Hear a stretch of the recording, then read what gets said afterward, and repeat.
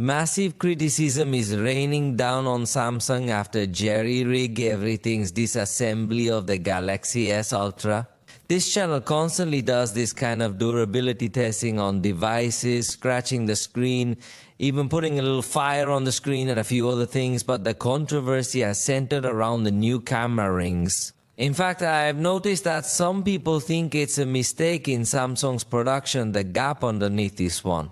Camera ring, but I guess they did not find out that it is a design element here that Samsung boasted as something new or as a distinctive for the series. So it wasn't that they made a mistake and that's why that embossing came out, but in the video they evidently used that embossing to insert a razor and then force and subsequently these rings peel off the cameras. But before we continue talking about this, I tell you that he also broke the S Pen to simply show how it has its components. Internal, evidently there is no longer the Bluetooth controller, and another curious fact we got from this disassembly is that the S Pen has a hole for the battery, but it no longer has a battery because it has no Bluetooth. So maybe also by removing these components, Samsung managed to lower the weight of the device, but obviously it is a decision that has annoyed a lot. Then it also makes some scratches on the screen, the normal and expected.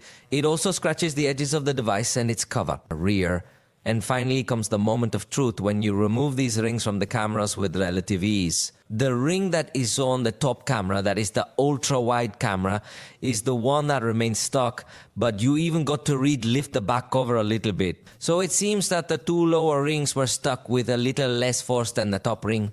And finally, when you try to bend the device with your hands, know that it is not possible and that the device has quite a bit of rigidity in that regard. But the fact that these rings came off relatively easily has caused some criticism and even speculation saying that Samsung used the same design as last generation and just stuck those rings on top of it. But the reality of things is that this is not the case, as even the position of the cameras and is a bit further apart compared to last generation. So at the level of design and aesthetics, if there are differences, although we have already criticized on several occasions that Samsung has not put too much news in the internal components of the camera. So I think we simply have to be fair with the criticism, not to go to either extreme.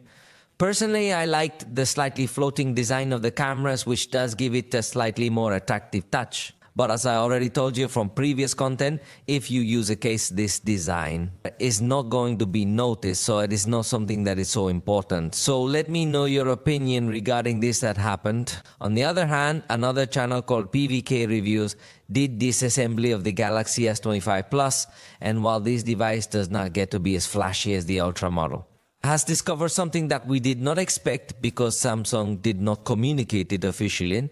And this is that the cooling layer that has this device is larger than the last generation. So I'm sure it will help maintain a slightly smoother experience even in heavy or prolonged gaming where Samsung has never been an expert. So let's see how this device behaves in conjunction with the software, but at least for now, in a hardware comparison, if we see this difference. Even though in the rest of the features of the device there really is little new, it seems to me that it is time for Samsung to make really important changes. That the Ultra model gives you everything. The best processor, the best camera, the best battery, and the Plus model, which has had very little evolution in past generations, could inherit some things that currently has the Ultra model. And I think it would be a good idea, but as I told you a moment ago, it seems that Samsung is very confident because of the number of sales it has against the number of sales that its competitors have.